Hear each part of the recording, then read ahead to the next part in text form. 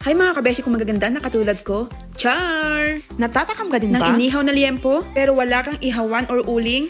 No problem! Dahil today, mag-iihaw tayo ng pork liempo gamit lang ang kawali. Aba naman oo mga kabeshi, pwede yan. Simple lang at walang hassle. Pero grabe sa sarap. As in, makakalimutan mo ang mga sakit at hinagpis dyan sa puso mo. Char! Kaya wag na nating patagalin to mga kabeshi. Tara, magluto na tayo. So ito na po yung ating karning baboy. I-slice ko lang ito ng maninipis para madali lang itong maluto. Ganon. So ganito lang siya kaninipis mga kabeshi. So ilalagay ko lang ito sa bowl. Tapos mga kabeshi, lalagyan ko siya ng toyo. Toyo. Ganon. So lalagyan din natin ito ng oyster sauce para lalong sumarap. Ganon. Lagyan din natin ng liquid seasoning, konti lang. Brown sugar, kung wala kang brown kahit puti, pula, okay yan mga kabeshi. Charot. Siyempre, lagyan mo din ng asin para hindi ka malasin. Char! At paminta para lalo kang gumanda. Char! O, diba? Ang ganda ko. Yan kasi ang sikreto ko. Maraming paminta. Charot! Lagyan din natin ng lime. Kalamansi sana, pero walang kalamansi dito mga kabeshi. So, lime na lang. So, ngayon naman, pigain na natin tong lime dito sa ating karning baboy. At wag sa kaaway mo ha. Kawawa naman. Charot!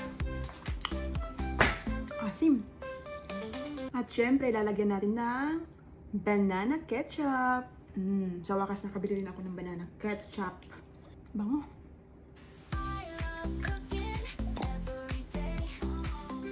Okay na yan. Haluin natin.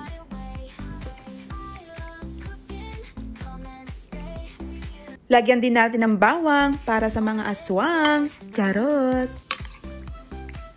Ang bango. Marinate muna natin to ng mga isang taon. Char. Mga isang oras lang. Okay na yan. Bango niya mga kabeshi. Sabi muna natin yan.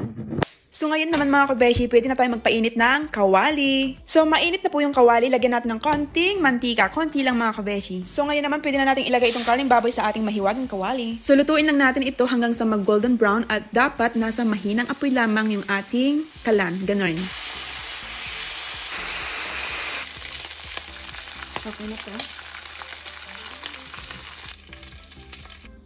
So, ayan, okay na siya. Mukhang masarap.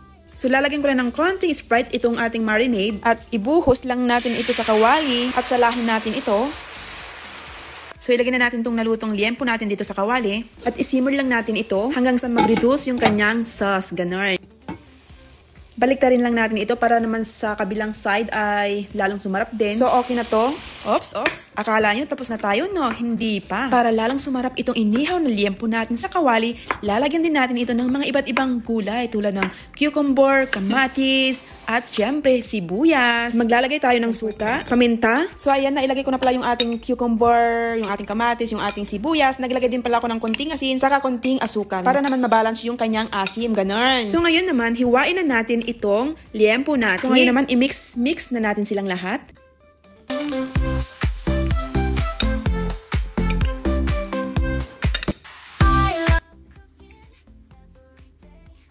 So, ito na. Tapos na. Tikman natin kung masarap.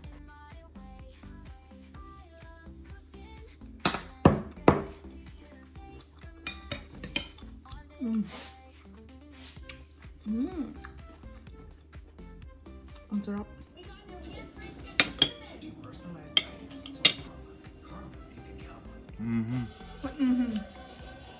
It's good.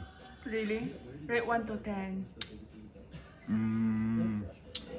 I give it maybe it's a 9. Let me put some salt on it and see. Some of this. Something worthless. You all know all about that law. You serve time for violating it. Masarap. Really? Yeah, and the pepper on there is good.